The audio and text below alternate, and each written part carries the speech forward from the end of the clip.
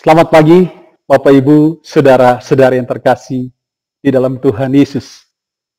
Puji Tuhan kalau pagi hari ini kita boleh berjumpa kembali.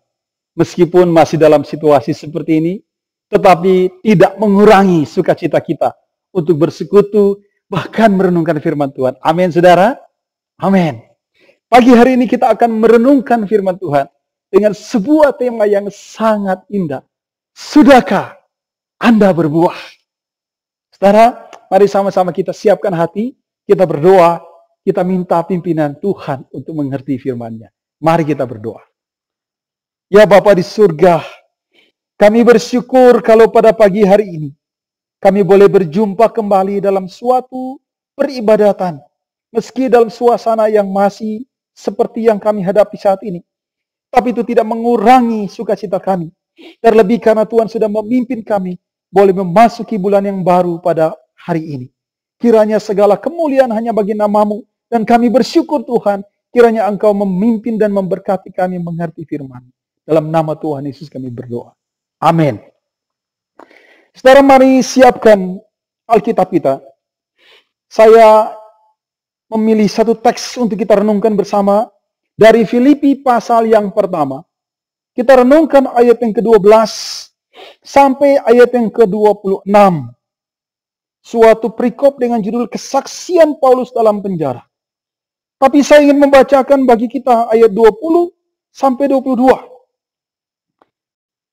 Sebab yang sangat kurindukan dan sangat kuharapkan ialah bahwa aku dalam segala hal tidak beroleh malu, melainkan seperti sedia kala, demikian pun sekarang. Kristus dengan nyata dimuliakan dalam tubuhku, baik oleh hidupku maupun oleh matiku. Karena bagiku hidup ialah Kristus, dan mati ialah keuntungan. Tapi jika aku harus hidup di dunia ini, itu berarti bagiku bekerja memberi buah. Jadi mana yang aku harus pilih? Aku tidak tahu. Demikian firman Tuhan yang kita renungkan bersama pada pagi hari ini. Bapak Ibu, waktu kita diperhadapkan dengan pertanyaan, sudahkah Anda berbuah? Kira-kira kita mau menjawab apa? Adakah kita dengan bersyukur berkata, terima kasih Tuhan, puji nama-Mu karena Engkau menguatkan aku untuk bisa berbuah. Kita menjawab, ya Tuhan, aku sudah berbuah. Atau sebaliknya kita malah menjadi sedih hati dan mulai melihat diri kita sejauh ini tidak efektif sebagai orang Kristen. Dan kita tidak memiliki suatu buah yang dapat kita nyatakan sebagai orang Kristen. Saudara, tentu kita tidak mengharapkan yang kedua. Kita mengharapkan sebagai orang Kristen, kita memiliki buah yang nyata dalam hidup kita. Suatu buah yang karenanya Tuhan Yesus dipermuliakan. Amin, saudara? Amin. Saya percaya saudara menjawab amin di rumah saudara masing-masing. Tapi saudara, apakah sungguh kita sudah memiliki buah? Apa yang membuat kita dapat berbuah? Lalu seperti apa buah yang akan kita hasilkan? Itu menjadi pertanyaan-pertanyaan penting untuk kita pikirkan. Khususnya waktu kita melihat teks firman Tuhan. Saudara, waktu kita berbicara tentang bagaimana orang Kristen berbuah, kita belajar 3 hal penting dari teks firman Tuhan yang kita baca ini. Saudara, yang pertama adalah pola berpikir. Saudara, perhatikan pola berpikir daripada Rasul Paulus ini, bahwa sebab yang sangat kurindukan dan sangat kuharapkan ialah aku dalam segala hal tidak beroleh malu, melainkan seperti sedia kala demikian pun sekarang Kristus dengan nyata dimuliakan dalam hidupku, baik oleh hidupku maupun oleh matiku. Saudara, perhatikan baik bahwa pola pikir Paulus melihat ada suatu tanggung jawab. Kalau seorang sudah menjadi Kristen, kalau seorang sudah mengikuti Yesus, seharusnya dia berpikir tubuh atau hidupnya itu adalah suatu sarana agar nama Tuhan dipermuliakan, agar Yesus itu dinyatakan. Saudara, Paulus menggunakan 3 skema hidup.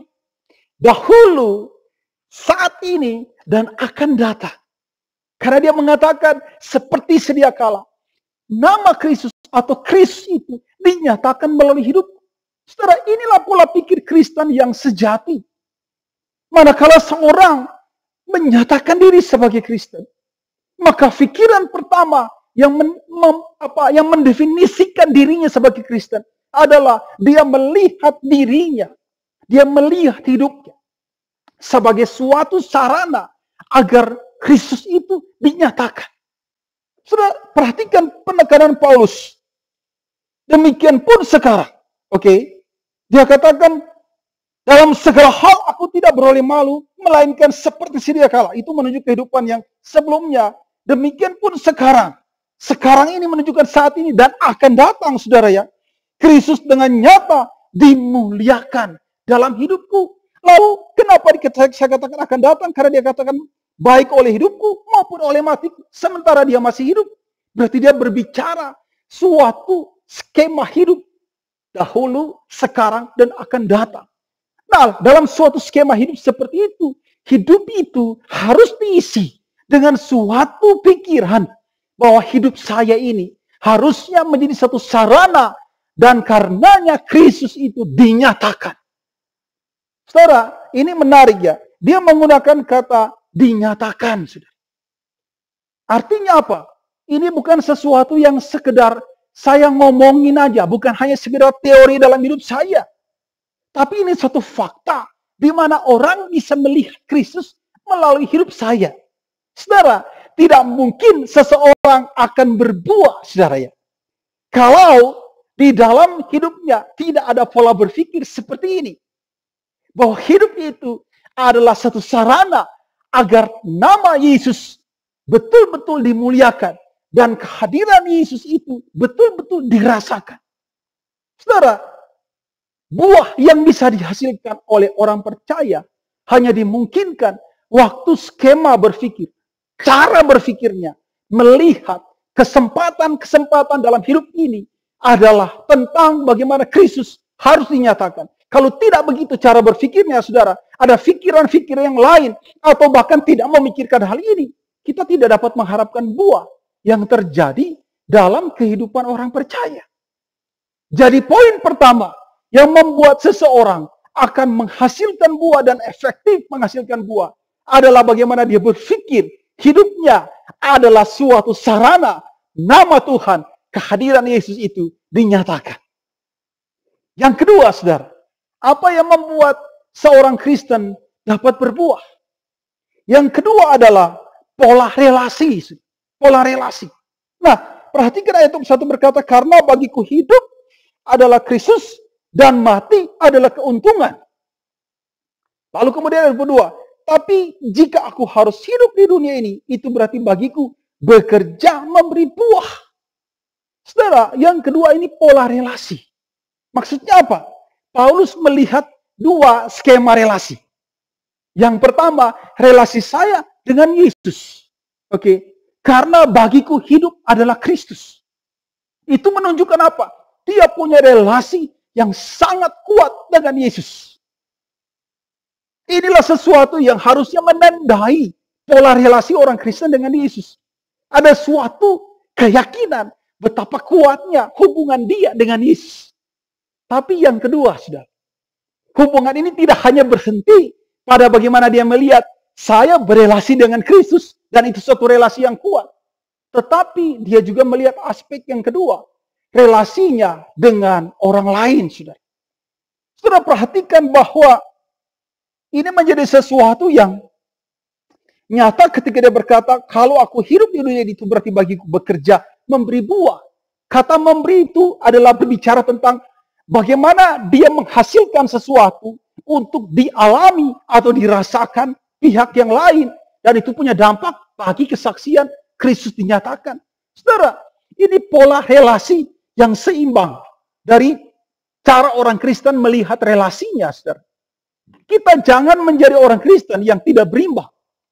Seringkali ada orang Kristen yang puas, punya relasi yang baik dengan Tuhan. Yang mungkin berkata bahwa aku tidak punya masalah dengan hal itu.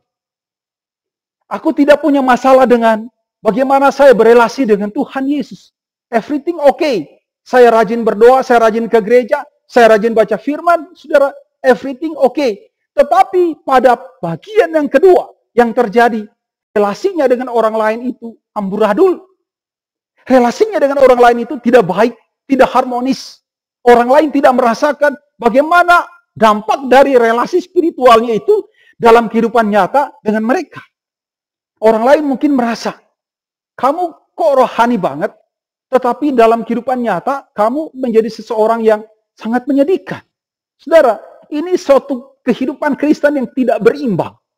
Relasi dengan Tuhan kuat. Relasi dengan Tuhan baik sekali. Tetapi, waktu melihat relasi dengan orang lain, ini suatu keadaan yang menyedihkan. Saudara, kalau begini pola relasinya, saudara, perhatikan, tidak akan ada buah dari orang percaya. Dia bahkan menjadi orang yang cenderung apa, saudara? Egois. Yang penting gua sudah selamat. Yang penting gua sudah berrelasi dengan Kristus. Itu sudah mendatangkan keuntungan. Jadi keuntungan yang difikirkan hanya untuk diri sendiri. Ini suatu kesedihan. Manakala ini terjadi pada orang Kristen, itu suatu kesedihan. Tidak salah meyakini bahwa kita selamat di dalam Tuhan Yesus. Tidak salah. Itu keyakinan dasar dari orang Kristen. Tapi seharusnya itu dilanjutkan dengan bagaimana kita memikirkan keadaan orang lain. Bagaimana kita memikirkan relasi kita dengan orang lain juga baik, saudara. Relasi dengan Kristus damai. Relasi dengan orang lain rusak. Tidak ada damai. Yang ada perseteruan, yang ada iri hati, kebencian, dan lain sebagainya. Kita melihat pola relasi yang tidak berimbang ini tidak akan menghasilkan buah dari orang percaya. Tapi yang kedua ini, saudara, punya dampak lain juga. Bukan hanya saya baik dengan Tuhan, tapi rusak dengan orang lain. Yang kedua ini lain lagi, saudara. Saya itu baik dengan orang lain. Oke. Saya baik dengan orang lain. Oh, terkenal baik juga, saudara. Tapi dengan Tuhan tidak harmonis. Dengan Tuhan tidak ada relasi yang baik. Saudara, nampaknya ini baik bukan? Karena ada hasil yang dinyatakan. Saudara, tetapi ini menjadi sesuatu yang tidak berimbang. Karena waktu kita menghasilkan buah dari suatu kondisi tidak punya relasi yang baik dengan Tuhan, sebetulnya bisakah itu didefinisikan sebagai buah yang datangnya untuk menyatakan Yesus? Saudara, saya kira itu juga bukan sesuatu yang benar. Karena waktu orang berbuah tanpa relasi yang baik dengan Tuhan, mungkin saja itu hanya suatu panggilan etis. Mungkin itu hanya suatu panggilan moralitas yang tidak terkait dengan Kristus. Mungkin seperti itu. Kalau dia ditanyakan apakah itu untuk menyatakan Yesus dalam hidupmu, mungkin dia berkata tidak. Saya tidak bermaksud seperti itu. Saudara, tidak ada motivasi Kristiani di dalam tindakan yang baik semacam ini. Ini pun bukan sesuatu yang baik. Bahkan ketika dia menyatakan kepada orang lain. Ini tidak berimbang, saudara. Ini pola relasi yang keliru. Yang diajarkan oleh Rasul Paulus adalah keseimbangan antara relasi dengan Kristus baik dan kuat. Bahkan dikatakan merupakan sebuah keuntungan. Tetapi yang kedua, pola relasi yang baik juga dengan orang lain. Relasi yang baik dengan Kristus berdampak dengan relasi yang baik dengan orang lain. Sebaliknya, relasi yang baik dengan orang lain juga. Buah-buah yang dinyatakan kepada orang lain. Itu adalah sesuatu tindakan yang berbasis relasi yang kuat dengan Tuhan Yesus. Inilah konsep yang karenanya orang Kristen dapat berbuah. Dan buahnya adalah buah yang menyatakan Kristus. Kalau tidak seperti ini pola relasinya, kita tidak pernah menghasilkan buah yang sejatinya adalah buah-buah orang percaya untuk menyatakan kehadiran Kristus. Lalu yang ketiga, saudara, yang terakhir. Apa yang membuat orang Kristen ini bisa berbuah? Kalau yang pertama pola pikirnya harus pola pikir berbasis hidupku ini adalah sarana agar nama Tuhan dipermuliakan. Yang kedua, pola relasi. Relasiku yang baik dengan Tuhan berdampak kebaikan dengan orang lain. Yang ketiga, saudara, pola hidup. Maksudnya apa, saudara? Mari perhatikan ayat 22. Tapi jika aku harus hidup dalam dunia ini, itu berarti bagiku bekerja memberi buah. Saudara, ini menarik, saudara. Kalau kita melihat kata bekerja di sini, nampaknya ini hanya sekedar satu aktivitas biasa. Seseorang bekerja. Nah, waktu kita melihat aktivitas biasa, mungkin orang yang bekerja ini bisa saja punya pilihan, saudara. Bisa dia bekerja atau tidak bekerja, mau bekerja atau tidak mau bekerja. Kita tidak melihat ini satu tanggung jawab yang kuat di sini, saudara. Tapi kalau kita melihat kepada teks aslinya, ini bicara sesuatu yang sangat penting. Bekerja, saudara ya, di sini dikategorikan sebagai suatu bekerja layaknya seorang buruh. Saudara, tanggal 1 kemarin kita memperingati May Day sebagai hari buruh. Saya sangat menghormati para buruh. Mereka adalah aset yang sangat penting bagi bangsa ini, saudara.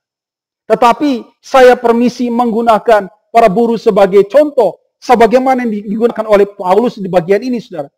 Seorang buruh merupakan suatu bagian dari roda kehidupan, roda pekerjaan, yang dia itu tidak punya pilihan untuk tidak bekerja. Bekerja itu sudah menjadi pola hidup dia. Bekerja itu menjadi tanggung jawab yang tidak merupakan yang merupakan suatu tanggung jawab tanpa pilihan. Dia harus bekerja untuk memproduksi sesuatu. Itu menjadi tanggung jawab hidupnya. Saudara, waktu Paulus menggunakan kata bekerja, dia melihat dirinya seperti seorang buruh yang bekerja untuk menghasilkan buah bagi Kristus. Saudara, ini bukan main-main. Ini bukan satu panggilan yang hari ini oke, saya mau, yang besok belum tentu mau. Situasi A saya mau, situasi B belum tentu mau. Saudara, ini bicara pola hidup. Kalau seorang Kristen sudah berpikir hidupnya ini adalah sarana untuk dinyatakan bagi kemuliaan Tuhan.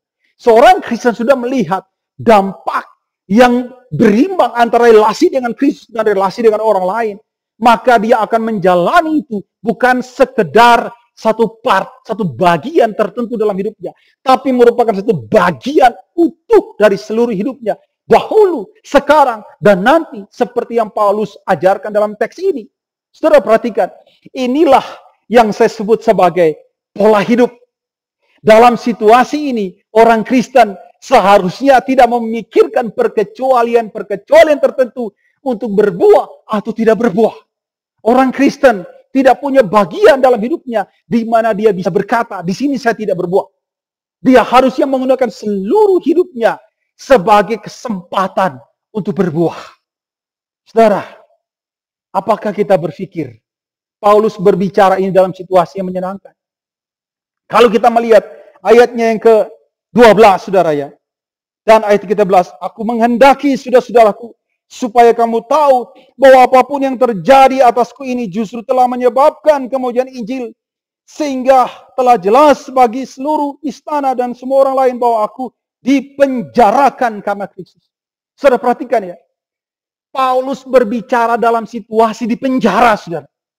Jangan saudara bayangkan penjara Paulus menyenangkan. Situasinya baik seperti penjara terhadap orang-orang tertentu, saudara. Tidak, saudara. Ini penjara yang mengerikan, menyedihkan, penuh penderitaan. Saudara, di dalam penjara itulah Paulus berkata, karena bagiku Kristus, hidup itu Kristus, dan mati keuntungan. Lah kalau sekarang aku masih hidup, itu berarti aku memberi buah. Saudara bertanya, mana buahnya?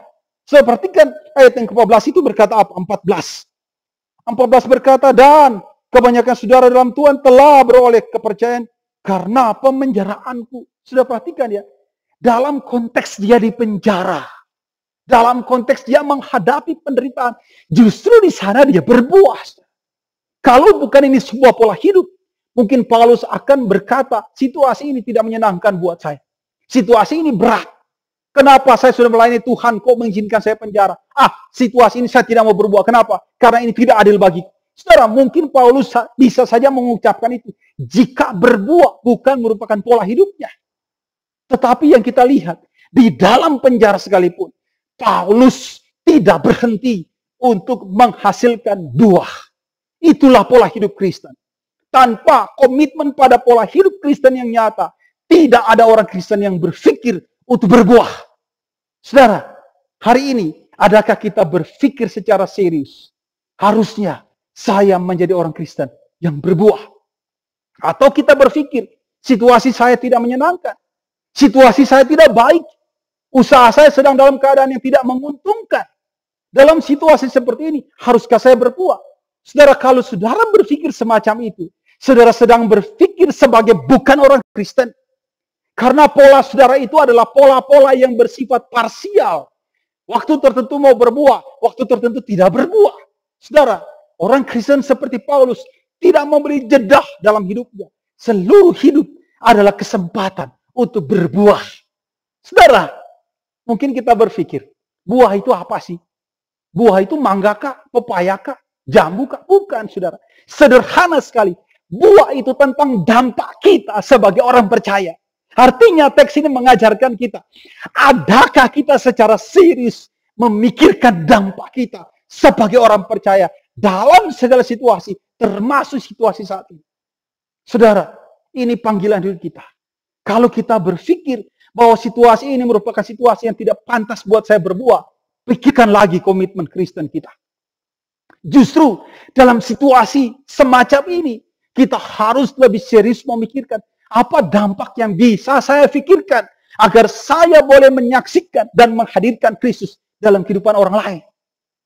Saudara, beberapa waktu yang lalu, kurang lebih 3 minggu yang lalu, saya dengan beberapa teman berinisiatif untuk menggalang dana agar kita bisa memberikan APD, yaitu alat pelindung diri bagi para medis di Jawa Barat. Akhirnya kami membagikan sekitar 200 pieces APD kepada sekitar 10 puskesmas di Jawa Barat ini. Bukannya kami memiliki banyak keuangan, tidak, saudara. Tetapi panggilan hidup Kristen kami berpikir, ini kesempatan buat kita dapat menyatakan dampak kita sebagai orang percaya. Karena tidak ada puskesmas yang kami khususkan.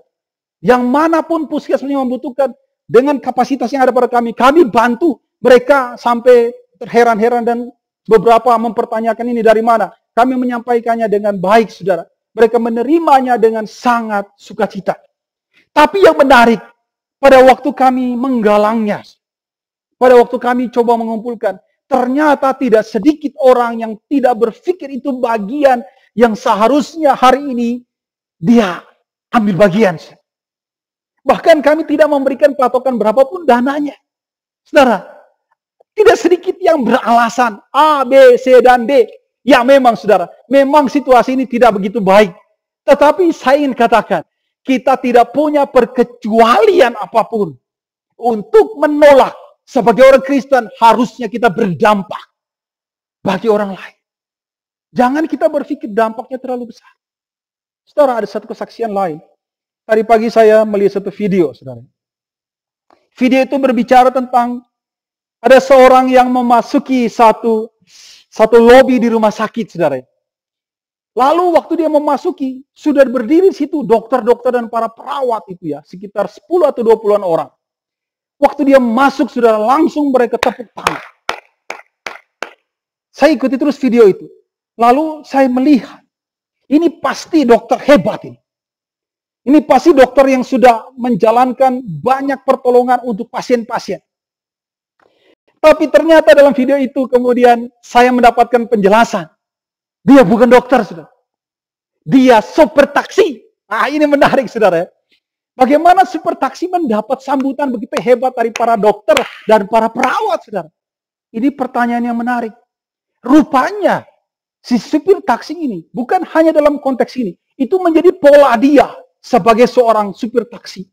Bahwa kalau dia mendapat pasien, apalagi yang darurat, menuju rumah sakit, semuanya free. Dia tidak menarik pembayaran untuk mengantar orang ke rumah sakit. Saudara, bagi dia itu satu kontribusi yang bisa dia berikan dari kapasitasnya sebagai seorang supir taksi. Saudara, dan itu membuat rumah sakit itu terkagum-kagum. Berapa orang yang memikirkan dari posisi dia berdampak. Akhirnya, saudara, ketika dia datang, dia tidak menyadari bahwa dia akan disambut sedemikian rupa. Waktu dia datang, mereka memberikan tepuk tangan. Kenapa? Tidak banyak orang yang menghargai manusia dengan caranya dari konteksnya yang mampu dia kerjakan, saudara. Lalu mereka memberikan satu amplop yang rupanya berisi uang, saudara. Rumah sakit itu menunjukkan kepedulian, penghormatan kepada dia. Padahal dia tidak memiliki motivasi itu, saudara. Tetapi mereka tahu ini dia butuhkan. Mereka memberikan penghargaan itu kepada dia. Saudara, jangan pikirkan buah terlalu hebat. Jangan pikirkan. Buah bicara tentang dampak yang bisa kita kerjakan dari konteks kita hidup sendiri. Dari konteks hidup kita sendiri, saudara. Ini hanya akan menjadi satu hal yang membuat kita melakukannya dengan senang hati kalau itu berubah menjadi pola hidup. Kalau pola hidup kita tidak pernah menjadi suatu pola hidup yang memiliki motivasi untuk berbuah, mungkin kita tidak akan pernah memikirkan dalam konteks saya seperti sang super taksi tadi, saya bisa berdampak. Jangan pikirkan berapa besar dampak, tapi pikirkanlah bahwa saya harusnya berdampak. Ini menjadi pola hidup saya sebagai orang percaya. Saudara, akhirnya tema ini menjadi satu refleksi, bahkan evaluasi bagi kita. Sudahkah kita berbuah? Seperti Rasul Paulus berkata, baik hidupku maupun matiku, karena Kristus adalah hidupku, mati adalah keuntungan. Maka biarlah dari hidupku nama Tuhan dimuliakan. Kalau aku harus hidup, itu berarti bekerja. Dalam tanda kurung, seperti seorang buruh yang tidak punya pilihan untuk menghasilkan buah selama aku hidup. Saudara, adakah saudara memiliki motivasi, memiliki pola pikir, memiliki pola relasi, dan memiliki pola hidup seperti yang diajarkan Rasul Paulus? Selamat menjadi berkat. Selamat memikirkan seperti apa kiranya kita harus berdampak agar Kristus itu dinyatakan dalam hidup kita. Tuhan menyertai, Tuhan memberkati kita sekalian. Shalom. Mari kita berdoa. Tuhan, terima kasih untuk firman. Satu firman yang mengajarkan kami untuk memikirkan kembali bagaimana kehidupan kami sebagai orang percaya. Seperti apakah produktivitas kita, kami sebagai orang percaya. Dan karenanya nama Tuhan itu dipermuliakan. Kristus itu dinyatakan di dalam kehidupan kami. Tuhan, tolong kami untuk dalam situasi ini khususnya, agar kami betul-betul memikirkan seperti apakah pemberitaan kami tentang Yesus melalui hidup kami. Dan karenanya banyak orang dapat memperoleh suatu keyakinan iman di dalam Tuhan Yesus. Tuhan Yesus tolong kami, karena untuk berbuah merupakan suatu tanggung jawab Kristen yang tidak mudah untuk kami kerjakan. Kiranya Tuhan membantu kami untuk dapat bayar harga sebagai orang Kristen dengan sungguh-sungguh hati menyatakan dampak kami bagi kemuliaan Tuhan. Terpuji-puji nama Tuhan. Kami bersyukur untuk firman-Mu dalam nama Tuhan Yesus. Amin. Saudara, kiranya Tuhan terus menguatkan kita dalam seluruh keberadaan dan situasi kita. Tuhan Yesus selalu menyertai dan menopang kita. Shalom.